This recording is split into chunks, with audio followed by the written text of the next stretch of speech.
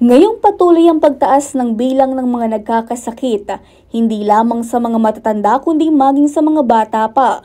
Mas lalong naging mahalaga ang pagbabantay at pag-iingat sa ating kalusugan. Sa gitna ng mabilis na takbo ng buhay, isa sa mga patok na paraan ngayon upang mapanatiling malusog ang pangangatawan ay ang pag-gym.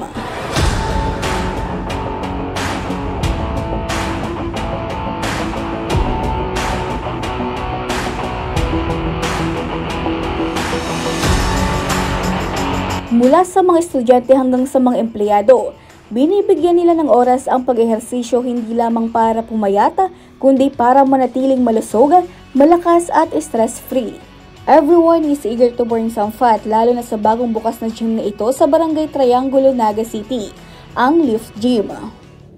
Well, syempre, kailangan natin bumawi sa ating health, especially nung times na sunod-sunod yung sa mga gawain sa school. Para din naman makabawi. And then, obviously, para malayo tayo sa kung anumang sakit. Sa akin, lifestyle lang naman yung pag-gym ko. Tapos syempre yun, pagsabay lang din ng diet. Kompleto sa amenities at mga makabagong gamit ng pasilidad tulad ng treadmills, Smith machine, pre-weights, cable machines at iba pa, lahat bago at high quality. I-suggest ko ang lift kasi sobrang ganda talaga ng facility, ang linis, and sobrang aliwalas lang po talaga. Sulit talaga kasi bago yung equipments. Unlike yung mga existing na equipments dito within Naga. Medyo luma na, tas hindi masyado na may maintain. Yun lang yung observation ko sa iba.